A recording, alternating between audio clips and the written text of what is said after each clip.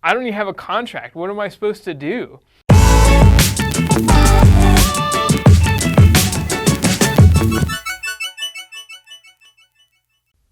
At the beginning of 2017, I was about 5 or 6 months into working in real estate as a wholesaler here in the Asheville area. And usually once a week, I would go down to the courthouse and I would pull public record filings.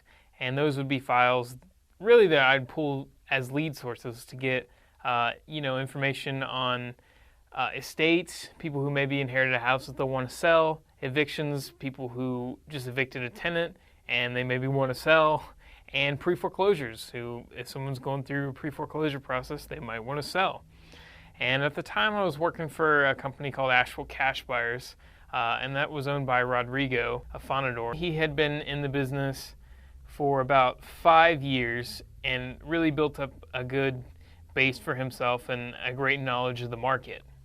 One week, one of these files I pulled happened to be a pre-foreclosure file, and the house was in West Asheville, which is probably the hottest, if not one of the hottest submarkets here in the Asheville area. And it couldn't have been a better location on this house. And obviously at the time I was new, I didn't know this market or anything. I really followed Rodrigo's lead a lot on these type of things. And if he says it's a good house, it means it's a good house. And being at this house was in such a great area, this is the kind of deal that every other investor around here was chasing. And at the time, really, my responsibilities, apart from getting the leads at the courthouse, was cold calling. As per usual with a pre-foreclosure type situation, these people, they don't answer their phones, they don't answer their doors, they don't reply to anything, and I guess maybe that's how they got in the position that they're in. But the story was no different with this guy who owned this house. So I can imagine that perhaps this guy wasn't answering his phone because everyone was calling him probably at all times, day and night, texting him, just calling this guy. We even tried door knocking his house. He actually had a fenced-in yard, and when people have fenced-in yards, you don't really want to enter because there may be dogs. And so we ended up leaving notes on the door, and again, just nothing.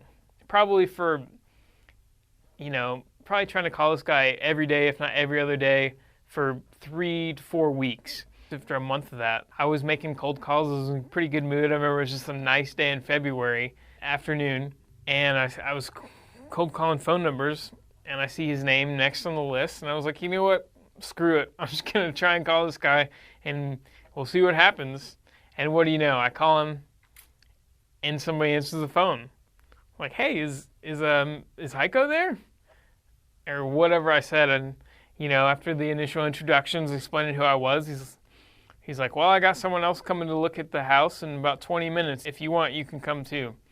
So immediately I hang up the phone and I call Rodrigo and I'm like, dude, I just spoke to the owner of Talmadge Court. Like, he wants to meet in 20 minutes. What do I do? And he's like, dude, I can't make it. I'm sorry, but that's awesome. Like, go. I was like, I don't even have a contract. What am I supposed to do? And he's like, you don't have a contract? So long story short on that one, he gives me his login to his computer. I print out a contract off of his computer, and he tells me what questions to ask and how to go through the whole thing. And I have to make sure that I can get there before this other guy does. I ended up getting there before the other investor that he was going to meet. Talk to the guy, nice guy. Walk through the house, knowing full well I have no idea what I'm looking at the time when I was walking through a house. Just like, ceiling's white, the wood floors are stained, everything looks pretty good to me. Probably after being there about 10 15 minutes and looking at the house, talking to the owner, the other guy rolls up, and the owner asked me to step outside so that they could kind of go through the same process. To this day, I have no idea who that other investor was. He was driving like a kind of a beat-up old white single-cab Chevy pickup, and I just remember him like mean-mugging me when he pulled into the driveway, which I didn't understand because I was nobody in this business at the time, not that I am now, so I don't really understand that. But, after about another 10, 15 minutes, the guy leaves the house, gets in his truck, and drives away. I go back in the house, and I talked to the guy, the owner. His name was Heiko. I asked him, I was like, okay, well, what do you want for the house? And he was like, well, the other guy offered to pay off the mortgage plus $20,000.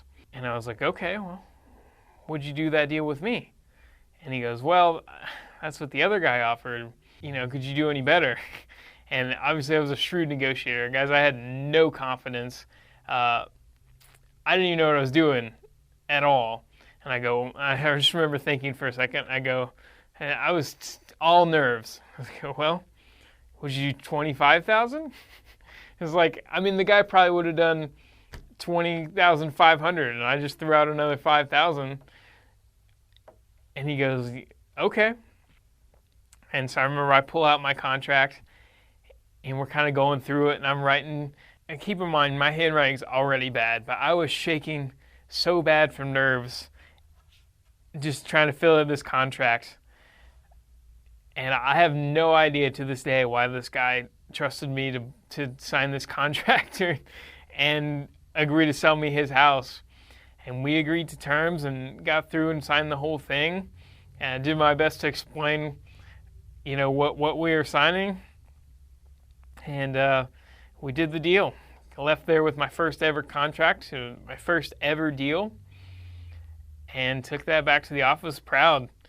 And then it was just a race against the clock for foreclosure. But we ended up closing that deal after not too many more hiccups, and we purchased it for less than $90,000. It was in the 80s somewhere, like $86,000. I think at the end of the day, we sold that for about $100,000 more than we paid for it. And I actually just looked back on Zillow, and that house sold in October 2019 for $309,000. And again, I have no idea why this guy agreed to sign his house over and sell to an 18-year-old kid who's shaking in his kitchen as we signed this contract. But he did. And, it worked out for everyone. He got to walk away with $25,000, and I got my first deal.